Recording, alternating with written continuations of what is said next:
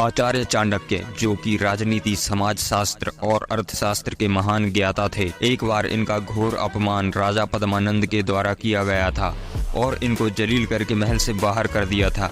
इसके बाद इन्होंने कसम खाई इस राजा को गद्दी से उखाड़ फेंकने की और फिर अपने ज्ञान के द्वारा इन्होंने चंद्रगुप्त को बुद्धि और शक्ति से तैयार किया और पद्मानंद को गद्दी से उतार कर चंद्रगुप्त मौर्य को गद्दी पर बैठाने में सफल रहे। फिर इनके द्वारा एक पुस्तक लिखी गई जो कि विश्वविख्यात है, जिसका नाम है चाणक्य नीति, जिसके द्वारा आप अपने जीवन के हर मोड़ पर सफलता ही प्राप्त करेंगे।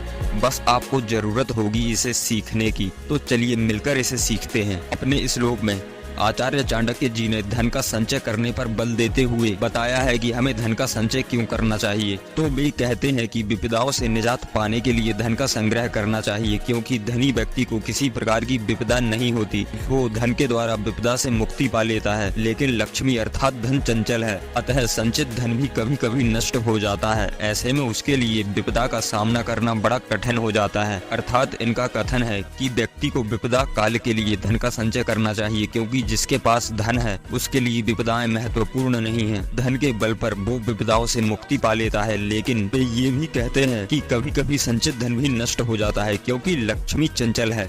अतः लक्ष्मी कब किसको त्याग दे कुछ कहा नहीं जा सकता, अर्थात धन कब नष्ट या समाप्त हो जाए कुछ कहा नहीं जा सकता। इसलिए व्यक्ति को धन के भरोसे निकम्मा होकर नहीं बैठना चाहिए। उसे कुछ न कुछ ऐसे कर्म करते रहने चाहिए जिससे आय का स्रोत बना रहे। आय का स्रोत बना रहने से व्यक्ति की बुद्धि भी काम करती है। ऐसा व्यक्ति संचित धन के नष्ट होने पर भी विपदा से निपटने के लिए कोई न कोई उपाय कर ही लेता है। इस श्लोक के माध्यम से चाणक्य ने व्यक्ति को सतत कर्मशील बने रहने के लिए चेताया है। अपने अगले श्लोक में चाणक्य जी कहते हैं, विपदा या कष्टकाल से बचाव हेतु धन का संचय करना चाहिए, लेकिन स्त्री की रक्षार्थ यदि धन का व्यय करना पड़े तो अवश्य ही करना चाहिए। लेकिन स्त्री व धन से भी अधिक स्वयं की रक्षा करना आवश्यक होता है। अर्थात इनका कथन है कि एक बुद्धिमान व्यक्ति को भावी विपदाओं से बचने के लिए धन का संचय करना चाहिए, लेकिन यदि स्त्री अर्थात पत्नी की रक्षा करने का जहां प्रश्न उत्पन्न हो जाए तो संचित धन में से व्यय कर देना चाहिए। उस समय धन का लोभ नहीं करना चाहिए,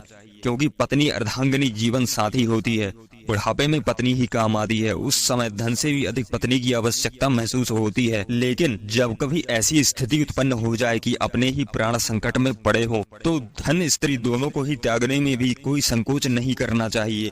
उस समय स्वयं का जीवन महत्वपूर्ण होता है, न कि पत्नी और धन। यदि व्यक्ति का स्वयं का ही विनाश हो जाए तो फिर धन स्त्री किस काम के। इसलिए ऐसी परिस्थिति में व्यक्ति को पहले स्वयं की रक्षा करनी चाहिए। अपने अगले श्लोक में चाणक्य जी कहते हैं, उस देश को तुरंत त्याग देना ही उचित होता है जहां ना तो व्यक्ति को आदर सम्मान मिले, ना आय का कोई साधन हो और ना ही परिवारजन या फिर मित्र आदि हो, ना विद्या प्राप्ति की ही समुचित व्यवस्था हो। अर्थात किसी भी व्यक्ति के प्रदेश जाने के पीछे दो मूलभूत कारण होते हैं। पहला उच्च शिक्षा व दूसरा उत्तम आजीविका।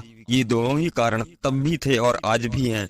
लेकिन प्रदेश जाने पर भी यदि व्यक्ति को आय का उत्तम साधन ना मिले, उच्च शिक्षा की जहाँ समुचित व्यवस्था ना हो, तो उस प्रदेश जाना व्यर्थ है।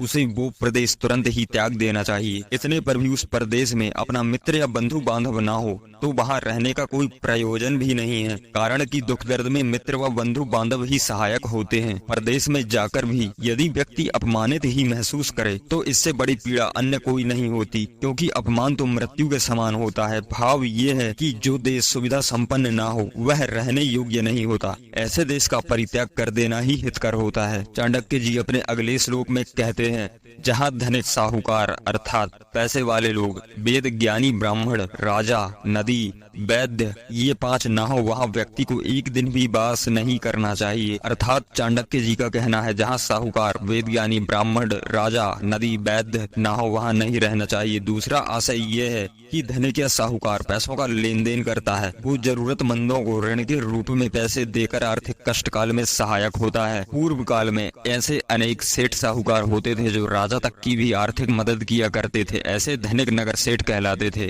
और वेद का ज्ञान रखने वाले ब्राह्मणों का कार्य उपदेशों द्वारा व्यक्ति का उचित मार्गदर्शन करना होता है। राजा का कार्य प्रजा का उचित ढंग से पालन करते हुए न्यायिक ढंग से राज संचालन करना होता है। शारीरिक अवस्था के समय वैद्य रोगी को औषधि उपचार से स्वस्थ करता है और नदी आदि के जल से खेतों में सिंचाई पेयजल की व्यवस्था होती है। यदि किसी राज्य में मानव जीवन से जुड़ी ये मूलभूत आवश्यकताएं भी ना हो तो उस देश या राज्य को त्याग देना ही उचित होता है। मित्रों, आप नहीं सोच सकते कि इनके इस श्लोकों की व्याख्या को ढूंढने में हमें कितनी मेहनत लगती है। इसलिए इस मेहनत को जाया ना होने दें और हमारी वीडियो को लाइक और चैनल को सब्सक्राइब जरूर करें। धन्यवाद।